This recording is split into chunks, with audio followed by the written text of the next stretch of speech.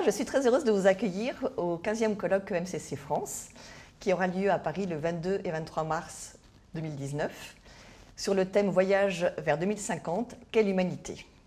Bien évidemment, on a pensé à vous, parce que vous avez monté une association qui s'appelle AIDA, mais nous aimerions en savoir un peu plus sur vous. Donc, est-ce que vous pourriez nous dire un peu votre parcours? Je m'appelle Léa Moukanas, j'ai 19 ans aujourd'hui.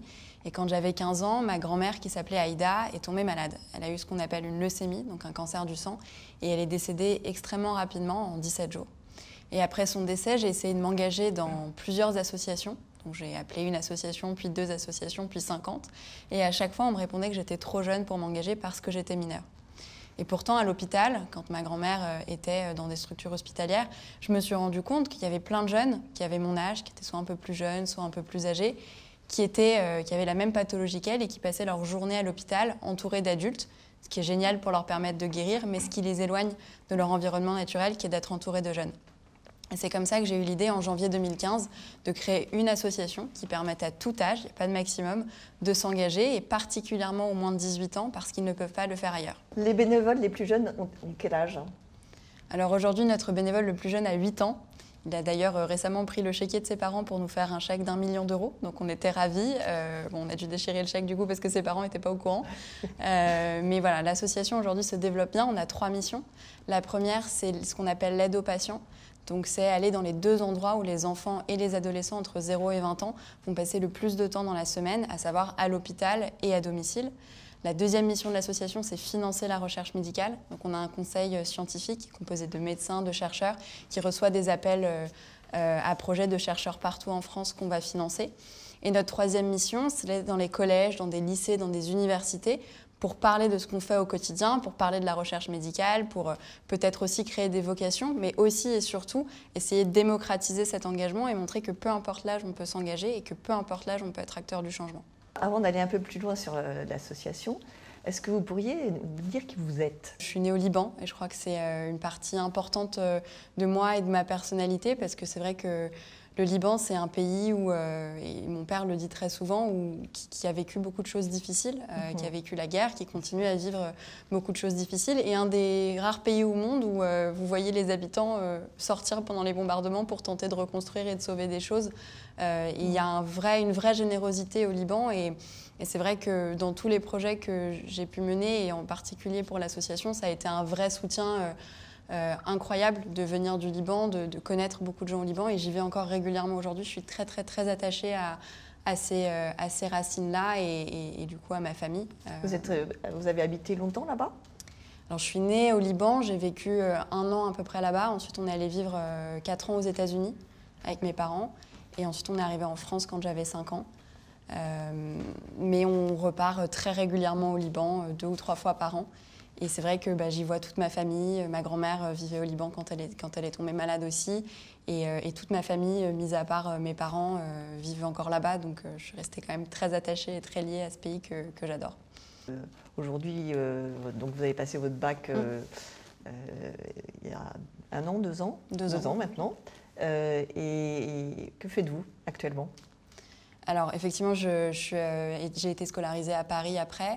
Dans un lycée où j'avais à la fois des cours en français, à la fois des cours en anglais. Donc ça m'a beaucoup ouvert sur énormément de choses, parce que c'est vrai que la culture anglo-saxonne, au niveau de l'engagement, au niveau de plein de valeurs qui sont portées, est complémentaire à la culture française. Et du coup, ça m'a vraiment élargi le champ de vision et d'action. Aujourd'hui, je suis à Sciences Po Paris, en 2e année. Donc voilà, effectivement, j'ai passé mon bac ES il y a 2 ans. Et voilà, et aujourd'hui, je suis à Sciences Po avec, j'espère, la possibilité de faire de la santé publique après. D'accord. Et alors, quelles sont vos passions, à part AIDA, qui va vous prendre énormément? Mais peut-être avez-vous des passions à nous partager Oui, j'ai pas mal de passions, parce que je pense que c'est important de ne pas faire que AIDA toute la journée, mais aussi de s'ouvrir à plein de choses, parce que ça peut nous donner des idées après d'activités ou de choses à faire. Alors moi, ma première passion, c'est l'écriture. J'adore écrire. Quand j'avais 13 ans, j'ai eu la chance de publier un premier roman, et j'en ai publié un autre à 15 ans. Et donc du coup, c'est vrai que ça m'a beaucoup portée, et le fait de pouvoir être lu aussi, c'est pas toujours facile, mais ça vous ouvre à à d'autres gens, à beaucoup de rencontres. Donc c'est une vraie passion pour moi et ça me détend beaucoup. J'essaie d'écrire un peu tous les soirs pour me détendre juste avant de me coucher. Forcément, avec l'écriture vient la lecture et j'aime beaucoup lire également. Je pense qu'une autre passion, même si elle est un peu cachée, c'est le sport, que j'ai un peu redécouvert récemment, parce que j'avais un peu arrêté le sport pour m'occuper à fond de l'association. Et en fait, l'année dernière, je me suis rendu compte qu'on ne peut pas mener un rythme de vie où on s'occupe d'une association à plein temps et on est en cours à Sciences Po sans avoir une activité physique qui nous permette de nous dépenser. Du coup, je me suis remise au sport, donc je cours régulièrement, je nage, je fais de la boxe. Et c'est vrai que ça me stimule beaucoup au quotidien parce que ça me permet d'être beaucoup plus forte dans tout ce que je porte et dans tout ce qu'on peut porter aussi tous ensemble. Donc le sport, c'est aussi une part importante de ma vie. Et la musique, c'est la troisième passion. Donc je joue du piano et de la guitare. Et j'ai commencé quand j'avais 5 ans, donc ça reste très important pour moi de continuer à en faire, même si j'ai peut-être un peu moins de temps que quand j'avais 5 ans. Mais déjà, je me pose la question de comment vous faites vos 3 passions, plus Aïda, plus Sciences Po. Vous dormez 30 minutes par jour? Ouais, je dors effectivement pas beaucoup. C'est aussi pour ça que je me suis remise au sport. C'est parce que je me rendais compte que je perdais physiquement beaucoup d'énergie et que du coup, le sport, ça m'en redonnait beaucoup. Donc je dors effectivement pas beaucoup. Mais en fait, j'ai envie de vous dire que quand vous avez l'esprit libre, vous travaillez beaucoup plus vite et beaucoup mieux que quand vous avez l'esprit encombré par une seule chose. Et le fait qu'Aïda soit ma passion, plus le fait que j'ai énormément de choses à faire à côté, qui m'ouvre à plein d'horizons, fait que quand je travaille sur Aïda, je sais que je dois travailler sur Aïda et donc du coup je fais les choses beaucoup plus vite que si je ne faisais que ça.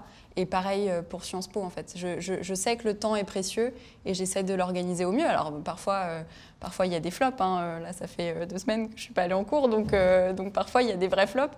Mais ce qui compte c'est de savoir se recadrer et savoir aussi être recadré. J'ai la chance d'être super bien entourée et par une équipe dans l'association et surtout par ma famille qui m'aide quand il faut et qui sait me dire là ça va pas, tu fais n'importe quoi, ça fait 2 semaines que tu n'es pas allé en cours et qui sait m'apprendre à tout gérer et m'accompagner au quotidien, ce qui est une vraie force.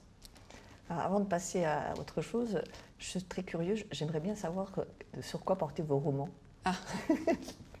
Alors le premier que j'ai écrit s'appelle La machine à remonter le temps et c'est l'histoire de 2 amis qui sont passionnés par le théâtre. J'ai fait beaucoup de théâtre, j'ai fait 8 ans de théâtre avant d'arrêter en 4e.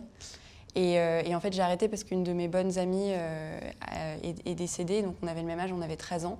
Et donc ce roman parle de l'amitié qui continue même après la mort au travers du théâtre. Donc au début, c'était juste quelque chose que j'avais besoin d'écrire pour libérer plein de choses. Et en fait, ça a été publié et j'étais très surprise. C'était un pari en fait au début, donc je ne pensais pas que ça marcherait. Et le deuxième parle du Liban. Et j'étais passionnée au collège de mythologie. Donc j'avais lu l'Iliade, l'Odyssée, et donc du coup c'est une annexe de l'Iliade et l'Odyssée où on voit Ulysse qui arrive au Liban et qui visite le Liban, et donc à travers Ulysse on voit plein de choses incroyables et tous les paysages incroyables qu'il y a au Liban, parce que c'était vraiment important pour moi de parler de mon pays et qui m'a aussi beaucoup forgé et beaucoup appris, je crois. Donc voilà.